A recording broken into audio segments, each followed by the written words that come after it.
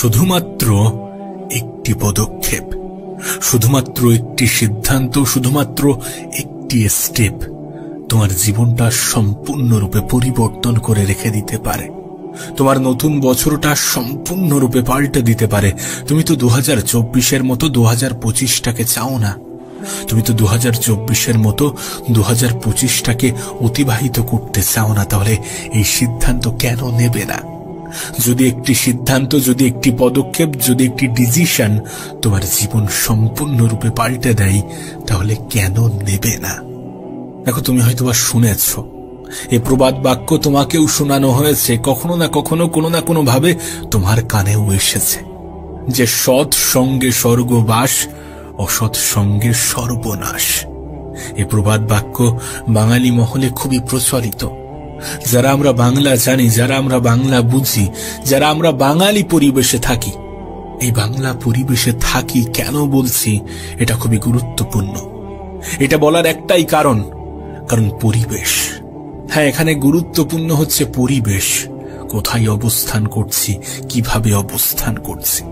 এটা শুধুমাত্র তোমার আমার মন গড়া কথা নয়, এটা প্রমাণিত, এটা বৈজ্ঞানিকভাবে প্রমাণিত যে আমাদের জীবনে যেটা হয়, যতটুকু ঘটে, এর জন্য পারিপার্শ্বিক পরিবেশ, মানে আমরা কোন পরিবেশে আছি, কোথায় অবস্থান করছি, কাদের সাথে থাকছি, এই সমস্ত কিছু অনেক বেশি গুরুত্বপূর্ণ, অনেক বেশি প্রয়োজনীয়। না, কেন বলছি তার কারণ তুমি যে পরিবেশে থাকবে সেখানকার প্রভাব তোমার জীবনে পড়বে।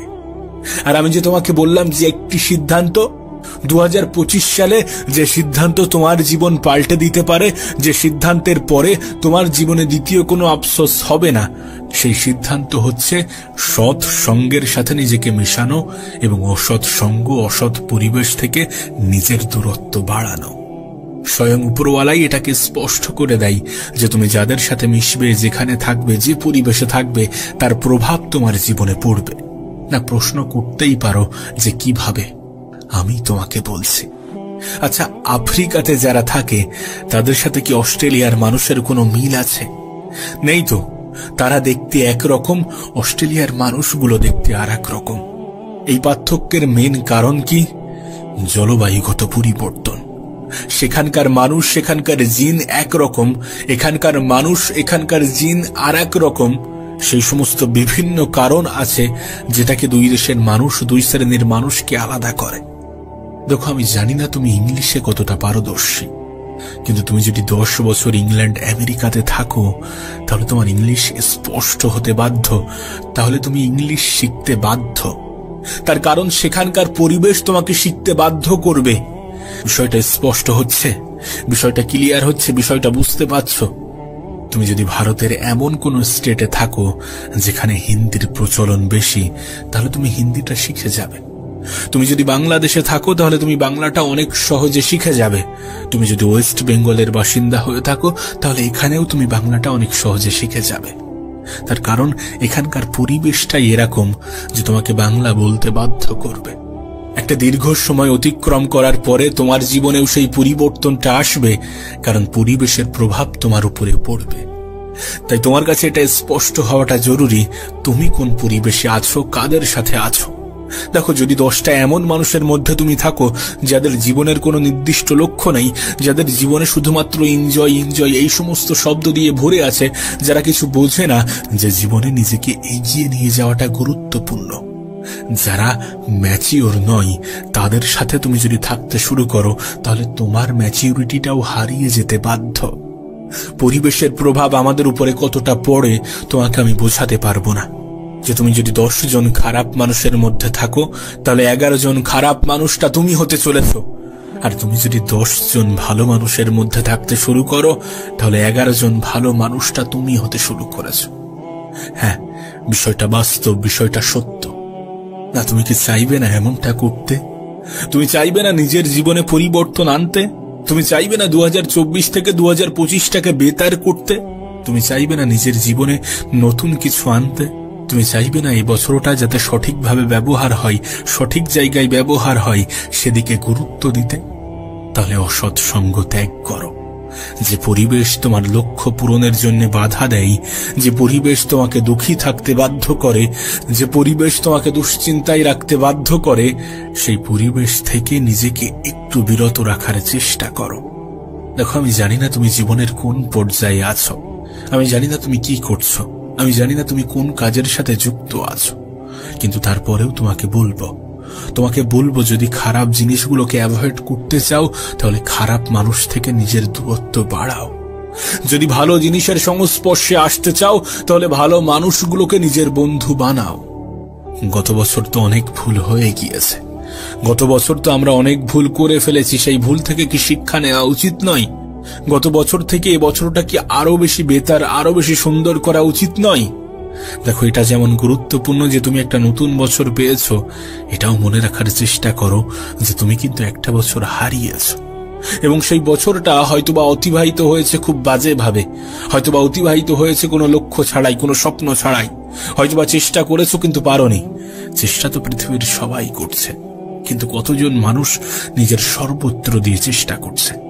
কোন একটি কম্পিটিটিভ এক্সামে যেমন 1 লাখ স্টুডেন্টের মধ্যে শুধুমাত্র 10,000 স্টুডেন্টই সিরিয়াসলি পড়াশোনা করে, ঠিক তেমনি তোমার ওই 10,000-এর অন্তর্ভুক্ত হতে হবে।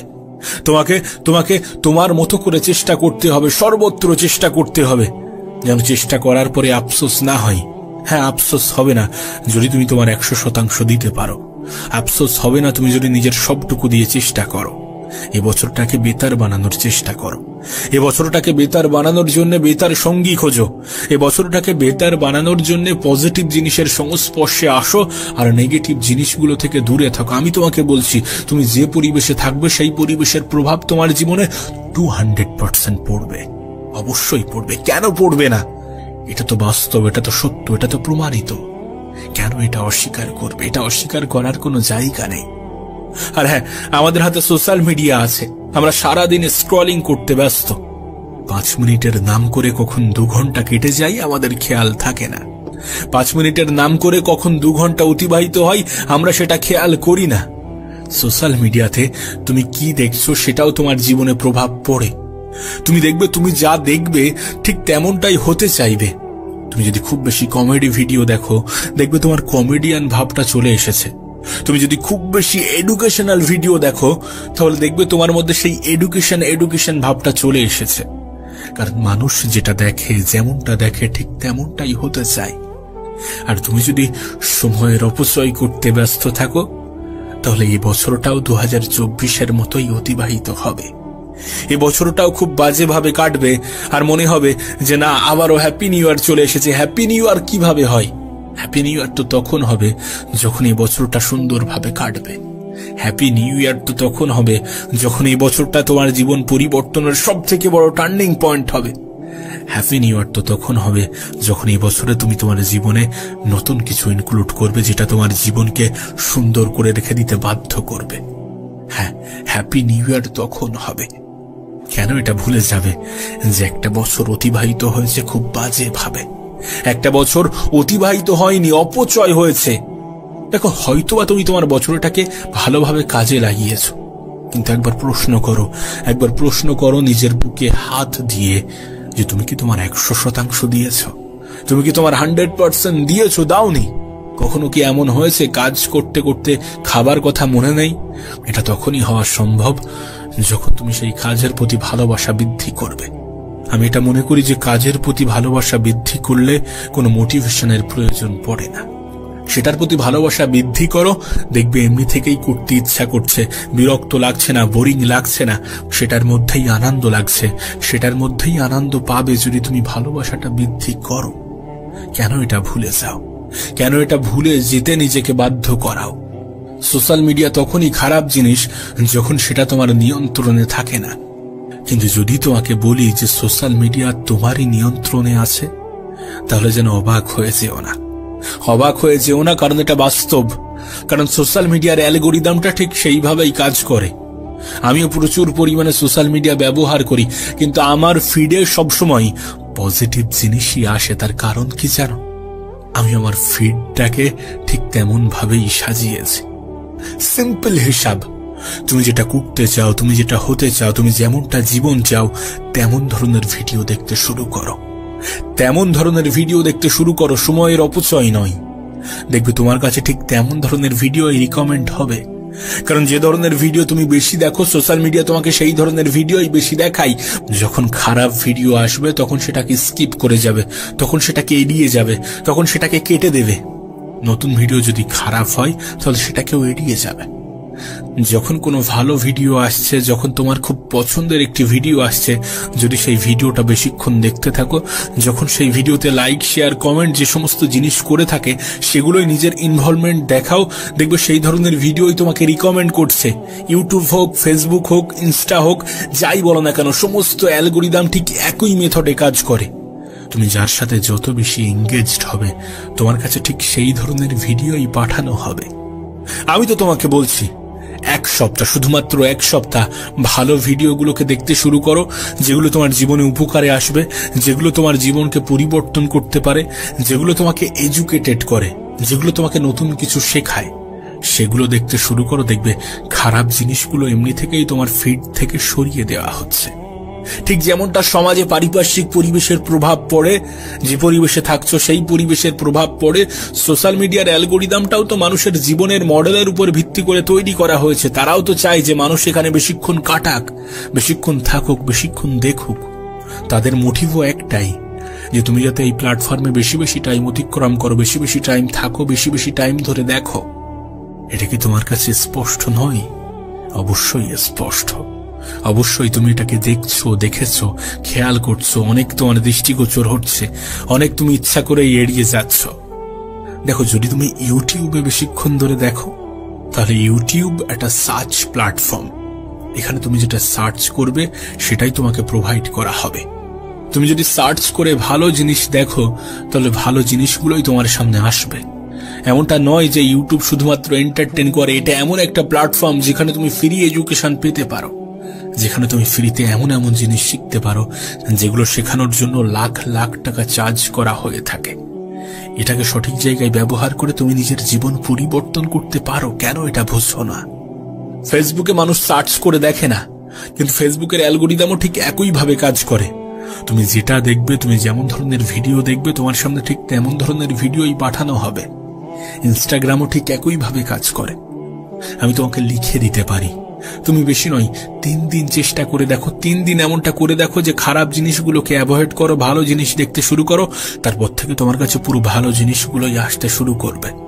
হ্যাঁ, মাঝে মাঝে খারাপ জিনিস তোমাকে আবার দেখানো হবে, যাতে তোমার ইন্টারেস্টটা যাচাই করার জন্য। কিন্তু যখন খারাপ জিনিস আসবে, সঙ্গে সঙ্গে দেখা মাত্র সেটাকে এড়িয়ে যাবে। দেখবে আবার তোমাকে ভালো জিনিস প্রোভাইড করা হবে। এই এত যে গল্প বললাম, এই গল্পের মধ্যে শুধুমাত্র একটাই মোটিভ। সেটা কি জানো? সেটা হচ্ছে সৎ পরিবেশ, সৎ সঙ্গ, সৎ অভ্যাস। হ্যাঁ, তুমি যদি ভালো পরিবেশ, ভালো সঙ্গ, ভালো অভ্যাসকে নিজের জীবনে আয়ত্ত করতে পারো, তাহলে খারাপ জিনিসগুলো তোমার থেকে দূরত্ব বাড়াতে শুরু করবে। আর তুমি যদি খারাপ জিনিসগুলোকে নিজের জীবনে আহ্বান করো, তাহলে ভালো জিনিসগুলো তোমার জীবন থেকে সরে যেতে বাধ্য হবে। একজন ভালো বন্ধু তোমাকে ভালো পরামর্শ দেবে, একজন খারাপ বন্ধু তোমাকে খারাপ পরামর্শই দেবে। যে সকল বন্ধু বান্ধব তোমাকে খারাপ পরামর্শ দেয়, তাদের থেকে দূরত্ব বাড়াও, তাদেরকে এড়িয়ে যাও। যে সকল বন্ধু বান্ধব তোমাকে ভালো পরামর্শ দেয়, তাদেরকে নিজের আপন বানাও। যে সকল আত্মীয় স্বজন তোমাকে কুপরামর্শ দেয়, তাদের থেকে নিজের দূরত্ব তৈরি করো। এভাবেই নিজের জীবনকে পরিবর্তন করো। সৎ পরিবেশ, সৎ সঙ্গ গ্রহণ করো, অসৎ পরিবেশ, অসৎ সঙ্গ ত্যাগ করো। কারণ পরিবেশের প্রভাব আমাদের জীবনে পড়ে, অবশ্যই পড়ে। অতীতেও পড়তো, এখনো পড়ছে, আগামীতেও পড়বে। তুমি যে পরিবেশে থাকো, যেখানে থাকো, দেখবে সেই পরিবেশ, সেই কালচার, সেখানকার ভাষা তোমার মধ্যে আয়ত্ত হয়েছে। তুমি তাদের সাথে ঠিক তেমন ভাবেই থাকছো যেমন ভাবে তারা থাকছে। একটা গল্প আছে জানো, গল্পটা ঠিক এমন, একটি সিংহের বাচ্চা হঠাৎ করে কিভাবে যেন হারিয়ে গিয়েছে এবং সে জঙ্গলের এমন একটি প্রান্তে গিয়েছে যেখানে কোনো বাঘ বসবাস করে না। সেখানে হরিণ, গন্ডার, গরু এই ধরনের প্রাণী বসবাস করে এবং তাদের মধ্যেই সে বেড়ে উঠতে শুরু করেছে। তোমার কি মনে হয় সেই সিংহের বাচ্চাটি যখন বড় হবে তখন খুব ভালো শিকারী হতে পারবে? পারবে না। অবশ্যই পারবে না, তার কারণ তার পরিবেশ সেটাকে শেখায় না। তার পরিবেশ তাকে ভিন্ন মেসেজ দেয়, ভিন্ন বার্তা দেয়। হতে পারে সে ঘাস খাচ্ছে, হতেই পারে, এবং এটাও হতে পারে যে সেই ঘাস তার হজম হতে শুরু করেছে। তার কারণ কি জানো? কারণ অভ্যাস। হ্যাঁ, অভ্যাস। যে সমস্ত পশু পাখি দেখে আমরা ঘৃণা করি, যে সমস্ত পোকামাকড় দেখে আমরা ঘৃণা করি, এই পৃথিবীতে এমনও অনেক মানুষ আছে যারা খুব স্বাদ আহ্লাদ করে সেই পোকামাকড়, সেই পশু পাখিগুলোকে খেয়ে থাকে। তার কারণ কি? তাদের পরিবেশটাই ঠিক তেমন, তাদের অভ্যাসটাই ঠিক তেমন। তাই একটা বাঘের বাচ্চা যদি সেই পরিবেশে বড় না হয়, যদি সেই পরিবেশে সে বেড়ে না ওঠে যেখানে তাকে শিকারী বানানো হবে, যেখানে তাকে পশু শিকার করা শেখানো হবে, সেখানে যদি সে বেড়ে না ওঠে, তাহলে সে ভালো শিকারী হতে পারবে না। পরিবেশ তাকে হতে দেবে না, তার পরিবেশ তাকে এটা শেখাবে না। তাকে শেখাবে কিভাবে ঘাস খেতে হয়, কিভাবে উঁচু উঁচু লাফ মারতে হয়। এই সমস্ত কিছু বলার অর্থ একটাই, যে তোমার পরিবেশ সঠিক করার চেষ্টা করো, সঙ্গ সঠিক করার চেষ্টা করো, সঠিক মানুষের সাথে মেশার চেষ্টা করো, সঠিক জিনিস দেখতে শুরু করো। দেখবে বেঠিক জিনিসগুলোকে তোমার জীবন থেকে সরিয়ে নেওয়া হয়েছে। দেখবে বেঠিক জিনিসগুলো তোমার জীবন থেকে সরে যেতে শুরু করেছে। তুমি যেমনটা হতে চাও তেমন ধরনের পরিবেশ তৈরি করো, দেখবে ঠিক তুমি তেমনই হতে শুরু করেছো। আর এটা প্রমাণিত। গল্প আকারে বলছি মানে এটাকে শুধুমাত্র গল্প ভেবে নিও না। বৈজ্ঞানিকভাবে, আধ্যাত্মিকভাবে তুমি যেভাবেই নাও না কেন, এটা প্রমাণিত। এটাকে প্রমাণ করা হয়েছে, তোমার সামনেই ঘটছে। তোমার চোখের সামনে তো এমন ঘটনা ঘটছে। এমনটা তো নয় যে তোমার দৃষ্টিগোচর হচ্ছে না, এমনটা তো নয় যে তুমি দেখতে পাচ্ছ না। অবশ্যই দেখছো। দেখে শেখো, নিজের জীবনে প্রয়োগ করো। ভুল করেছো, ঠিক আছে, ভুল হয়েছে। 2024-এ ভুল সিদ্ধান্ত আমরা নিয়েছি, 2024 আমরা বাজেভাবে কাটিয়েছি। তার মানে এমনটা নয় যে 2025-ও আমাদের বাজেভাবে কাটবে। এ বছরটা সুন্দর হবে। Happy new year, happy new year আমরা বলছি। অবশ্যই এই বছরটা হ্যাপি নিউ ইয়ার হবে যখন এই বছর আমাদের কাজে আসবে, যখন এই বছরকে আমরা আমাদের মতো করে সুন্দরভাবে অতিবাহিত করতে পারবো। আমরা সঠিক সঙ্গকে গ্রহণ করব, আমরা অসৎ সঙ্গকে ত্যাগ করব। আবারও বলছি, শুধুমাত্র একটি সিদ্ধান্ত তোমার জীবন পাল্টে দিতে পারে। শুধুমাত্র একটি পদক্ষেপ, শুধুমাত্র একটি স্টেপ তোমার জীবনকে সম্পূর্ণরূপে পরিবর্তন করে রেখে দিতে পারে। আর সেটা হচ্ছে সঠিক সঙ্গ, সঠিক পরিবেশ। সোশ্যাল মিডিয়া এটা কি অভিশাপ নাকি উপহার? আচ্ছা, কখনো কি মনে হয়েছে যে সোশ্যাল মিডিয়া তোমার জীবনকে ধ্বংস করে দিয়েছে? সোশ্যাল মিডিয়া তোমার জীবনকে ধ্বংস করছে। তোমার সময় অপচয়ের জন্য সব থেকে বড় অবদান এর আছে সোশ্যাল মিডিয়ার। কখনো কি মনে হয়েছে? না, মনে হওয়াটা স্বাভাবিক, কারণ এটা তো বাস্তব যে আমাদের সময়ের সব থেকে বড় অপচয়টা আমরা সোশ্যাল মিডিয়াতে করে থাকি। আমরা বাজেভাবে দিন কাটাতে থাকি শুধুমাত্র শর্টস স্ক্রলিং করতে করতে। কিন্তু যদি তোমাকে বলি যে এই সোশ্যাল মিডিয়া তোমার জীবনকে পাল্টে দেওয়ার ক্ষমতা রাখে, যদি তোমাকে বলি যে এই সোশ্যাল মিডিয়া তোমার জীবনকে পরিবর্তন করে রেখে দিতে পারে, যদি তোমাকে বলি যে তোমার স্মার্টফোন তোমাকে এমন কিছু দিতে পারে যেটা পাওয়ার জন্য মানুষ লাখ লাখ টাকা খরচা করে, অবাক হবে না? অবাক হওয়ার মতো কিছু নেই, অবাক হওয়ার মতো কিছু নেই। কারণ সোশ্যাল মিডিয়াতে শুধুমাত্র খারাপ জিনিস পাবলিক হয় না, সোশ্যাল মিডিয়াতে শুধুমাত্র খারাপ জিনিসগুলো পোস্ট করা হয় না। এখানে অনেক এডুকেশনাল জিনিসও থাকে, এখানে শিক্ষামূলক অনেক জিনিসও থাকে। তুমি বললে বিশ্বাস করতে পারবে না। এখানে এমন কিছু শেখানো হয় যেগুলোকে মানুষ নিজের জীবনে প্রয়োগ করে লক্ষ লক্ষ টাকা মাসে ইনকাম করছে। এখানে খারাপ জিনিসের পাশাপাশি ভালো জিনিসও আছে। তুমি কোনটাকে গ্রহণ করছো, তুমি কোনটাকে দেখছো, সেটা বেশি গুরুত্বপূর্ণ। তোমার কাছে সমস্ত কিছু অ্যাভেলেবেল করে দেওয়া হয়েছে। তোমার কাছে ভালো জিনিসও রাখা হয়েছে, খারাপ জিনিসও রাখা হয়েছে। এখন তুমি যদি খারাপ জিনিসটাকে নিতে শুরু করো, তুমি যদি খারাপ জিনিসগুলোকে নিজের জীবনের অংশ বানাতে শুরু করো, তাহলে সোশ্যাল মিডিয়ার দোষ দিয়ে তো কোনো লাভ হবে না। হবে কি? আমি জানি না তুমি কোন প্ল্যাটফর্মে কতটা সময় কাটাও, কিন্তু একটা কথা বলি, প্রতিটা প্ল্যাটফর্মের অ্যালগরিদম মানুষের জীবনের উপর ভিত্তি করে তৈরি করা হয়েছে। বিষয়টা কেমন জানো? তুমি ঠিক যেমন ধরনের ভিডিও দেখবে, তোমার সামনে ঠিক তেমন ধরনের ভিডিওই দেখানো হবে। দেখো, তুমি এই ভিডিওটা দেখছো, এর কারণ বিভিন্ন হতে পারে। যে কেউ তোমাকে শেয়ার করেছে, অথবা ইউটিউব র্যান্ডম তোমার সামনে পাঠিয়েছে, অথবা তুমি আমার ভিডিও অনেক আগে থেকে দেখছো বা আগে দেখেছো সেই জন্য তোমার কাছে পাঠানো হয়েছে, অথবা তুমি এই চ্যানেলটিকে সাবস্ক্রাইব করে রেখেছো সেই জন্য তোমার কাছে পাঠানো হয়েছে। বিভিন্ন কারণ আছে, বিভিন্ন কারণ হতে পারে, কিন্তু বিভিন্ন কারণের মধ্যে দুটি কারণকে গুরুত্ব দেওয়াটা প্রয়োজনীয়। যে তুমি এই ভিডিও বা এই ধরনের ভিডিও আগে দেখেছো সেই জন্য ইউটিউব তোমার সামনে এটা পাঠিয়েছে। এখান থেকেই তোমার এটা স্পষ্ট হয়ে যাওয়াটা প্রয়োজন যে তুমি যদি ভালো জিনিস দেখতে শুরু করো তাহলে ভালো জিনিসগুলোই তোমার সামনে পাঠানো হবে, খারাপ জিনিসগুলো তোমার সামনে থেকে হটিয়ে দেওয়া হবে। আর দ্বিতীয় সব থেকে গুরুত্বপূর্ণ বিষয় হচ্ছে গিয়ে সার্চ। ইউটিউব এমন একটা প্ল্যাটফর্ম, গুগল এমন একটা প্ল্যাটফর্ম যেখানে তোমার কাছে সার্চ অপশন আছে। তুমি কি জানতে চাও, তুমি কি দেখতে চাও, এই অপশনটাকে তুমি যদি ভালোভাবে কাজে লাগাও তোমার জীবন পরিবর্তন হয়ে যেতে পারে। তুমি কি জানো? কারণ এখানে লক্ষ লক্ষ টাকার জিনিসও ফ্রি পড়ানো হয়ে থাকে। শুধু তোমাকে এটা জানতে হবে কোথায় কিভাবে সার্চ করতে হবে আর কি সার্চ করতে হবে। এটাকে তুমি যদি শিখতে পারো, এটাকে তুমি যদি আয়ত্ত করতে পারো, তোমার জীবন পরিবর্তন হয়ে যাবে। বিশ্বাস করো, আমি আমার জীবনের অভিজ্ঞতা থেকে বলছি।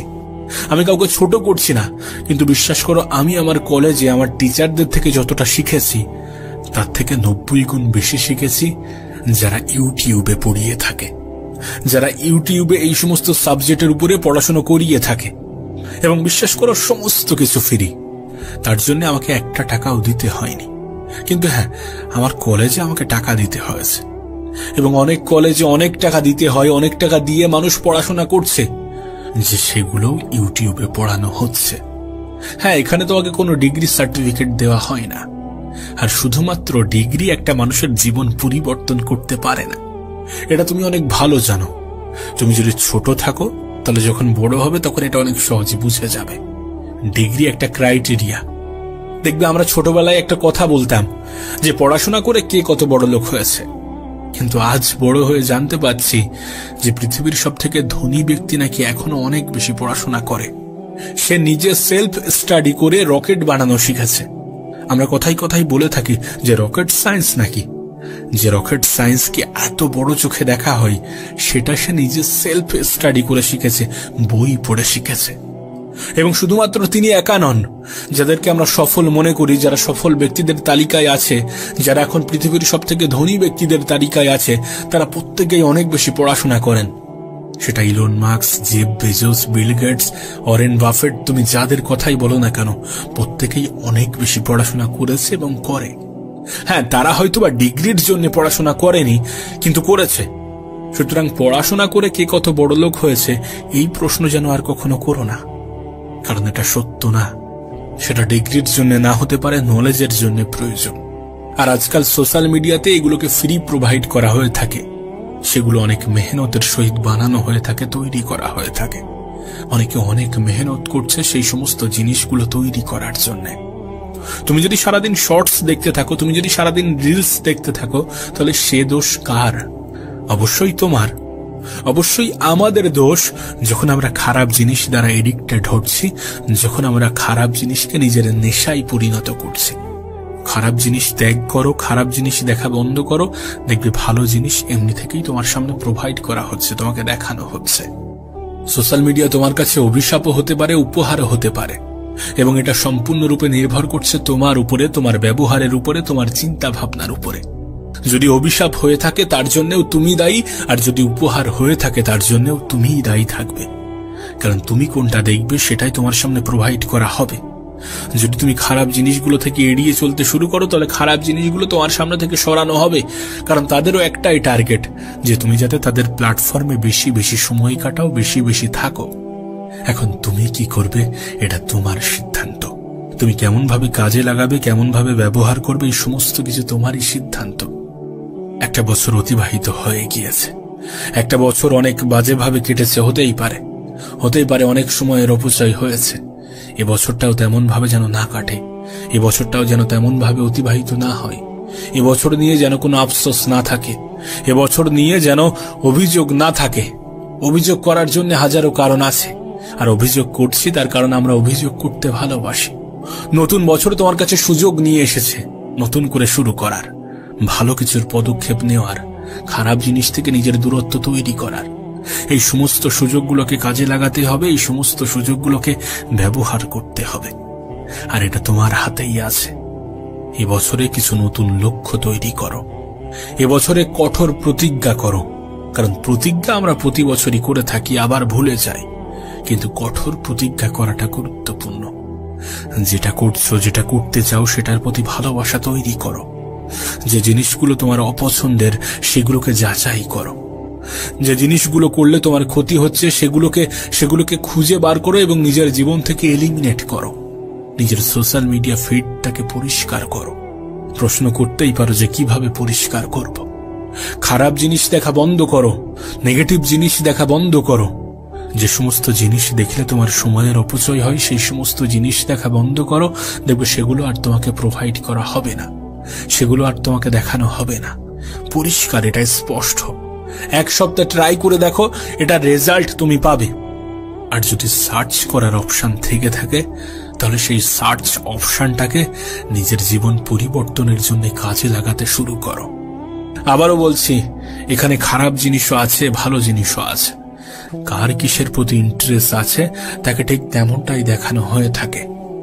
মাঝে মাঝে নিউজে আসে, দেখবে যে কোনো রকম কোচিং না নিয়েই এই এক্সামে ক্র্যাক করেছে, এই এক্সামে ভালো রেজাল্ট করেছে, এই এক্সামে ভালো র্যাঙ্ক করেছে। এগুলো শুধুমাত্র সোশ্যাল মিডিয়াকে সঠিক জায়গায় ব্যবহার করে। অনেকে করছে, আমরা খোঁজ রাখি না, কিন্তু অনেকে করছে। সোশ্যাল মিডিয়া এডুকেশনের জন্য খুব ভালো একটা জায়গা করে দিয়েছে। আমাদের অতীতের জেনারেশনের হাতে এই সমস্ত অপশন ছিল না, কিন্তু আমাদের হাতে আছে। অতীতে এত কিছু সহজে অ্যাভেলেবেল ছিল না, কিন্তু আজ আছে। আজ যুগটা পাল্টেছে এবং এটা বাস্তব। যেখান থেকে 10 বছর পরে পৃথিবী এমন জায়গায় চলে যাবে যেগুলো আমাদের কল্পনারও বাইরে। তুমি তো দেখছো খুবই দ্রুততার সাথে পৃথিবী বদলাচ্ছে। আর এই দ্রুত পরিবর্তনশীল পৃথিবীর সাথে নিজেকে টিকিয়ে রাখার জন্য এডুকেশন খুবই গুরুত্বপূর্ণ। দেখো, পলিটিশিয়ানরা চায় না যে তোমার এডুকেশনটা সুন্দর হোক, তুমি অনেক বেশি শিক্ষিত হয়ে যাও। সরকারি স্কুলের খুব বেহাল দশা, তুমি এটা জানো। সরকারি কলেজগুলোরও বেহাল দশা, তুমি এটা অনেক ভালোভাবে জানো। সোশ্যাল মিডিয়া তোমার কাছে সুযোগ নিয়ে আসে। তুমি সোশ্যাল মিডিয়াকে খারাপভাবে কেন ব্যবহার করছো, খারাপ জায়গায় কেন ব্যবহার করছো, খারাপ জায়গায় কেন কাজে লাগাচ্ছ, কেন বারবার শুধু ওই শর্টস অ্যালগোরিদমের মধ্যে ফেসে যাচ্ছ? এখানে সময়ের খেয়াল থাকে না। মানুষ 5 মিনিটের নাম করে 8 ঘন্টা অতিবাহিত করে, আর 8 ঘন্টার নাম করে 2 ঘন্টা, 2 ঘন্টার নাম করে 5 ঘন্টা কাটিয়ে ফেলে। এখানে মানুষের সময়ের খেয়াল থাকে না। খেয়ালটা তখনই হয় যখন একটা মেসেজ আসে যে 90% ডাটা শেষ হয়ে গিয়েছে। আর এখন তো আনলিমিটেডের সময়। অনেক ক্ষেত্রে এই মেসেজটাও আসা বন্ধ হয়ে গিয়েছে। তাই নিজে থেকে সতর্ক হতে হবে, আর নিজে থেকে সতর্ক হওয়ার চেষ্টা করো। নিজের জীবন পরিবর্তনের কারণ নিজেই হতে শুরু করো। সোশ্যাল মিডিয়াকে কাজে লাগাতে শুরু করো। মনে রেখো, এই পৃথিবীর বেশিরভাগ স্থানে যেখানে নেগেটিভ আছে সেখানে কিছু পজিটিভও আছে। এখানেও অনেক পজিটিভ জিনিস আছে। সোশ্যাল মিডিয়া তোমার কাছে উপহারও হতে পারে যদি তুমি এটাকে কাজে লাগাতে পারো, যদি তুমি এটাকে সঠিকভাবে ব্যবহার করো। আর ব্যবহার করা উচিত, ব্যবহার করা প্রয়োজনীয়, ব্যবহার করা গুরুত্বপূর্ণ। এখন জীবন তোমার, সিদ্ধান্তও তোমার, পদক্ষেপও তোমার। তুমি কেমন ভাবে দেখবে, তুমি কোনটা দেখবে, তুমি কেমন ভাবে গুরুত্ব দেবে, তুমি আদৌ অপচয় করবে নাকি কাজে লাগাবে, এই সমস্ত সিদ্ধান্ত অবশ্যই তোমার। তাই তোমার উপরে ছেড়ে দিচ্ছি, তুমি সিদ্ধান্ত নিতে শুরু করো। তবে আমি বলবো এখনো সময় আছে। দেখো, তুমি কারোর থেকে লেটে শুরু করছো তার মানে এমনটা নয় যে তুমি হেরে যাবে। তুমি নিজেকে লেটে পরিবর্তন করছো তার মানে এমনটা নয় যে তুমি হেরে যাবে। তোমার হাতে সময় আছে, অবশ্যই সময় আছে, কিন্তু মনে রেখো, এই সময় কতক্ষণ আছে কেউ জানে না। এই সময় কতক্ষণ থাকবে কেউ জানে না। তাই যত দ্রুত সম্ভব নিজেকে পরিবর্তন করো। সোশ্যাল মিডিয়াকে কাজে লাগাতে শুরু করো। ভালো কিছু দেখো, ভালো কিছুর সংস্পর্শে থাকার চেষ্টা করো। মনে রেখো, শুধুমাত্র এন্টারটেনমেন্টের জন্য সোশ্যাল মিডিয়া বানানো হয়নি। এর দ্বারা মানুষ উপকৃত হচ্ছে এবং হয়ে থাকে, এবং তারা যে উপকৃত হচ্ছে শুধুমাত্র তাদের সঠিক সিদ্ধান্তের কারণে, শুধুমাত্র তাদের চিন্তা ভাবনার কারণে। আর যদি তোমার মনে হয় যে তুমি সোশ্যাল মিডিয়ার দ্বারা উপকৃত হচ্ছ না, যদি তোমার মনে হয় যে এটা তোমার জীবনে কোনো পরিবর্তন আনবে না, তাহলে অ্যাভয়েড করো, তাহলে এড়িয়ে চলো। আর যদি তুমি দেখো যে না, এটার দ্বারা অনেকে উপকৃত হচ্ছে, আমারও হবে, তাহলে সঠিক ক্ষেত্রে সঠিকভাবে ব্যবহার করো। আবারও বলছি, সোশ্যাল মিডিয়া তোমার কাছে উপহারও হতে পারে, আবার অভিশাপও হতে পারে।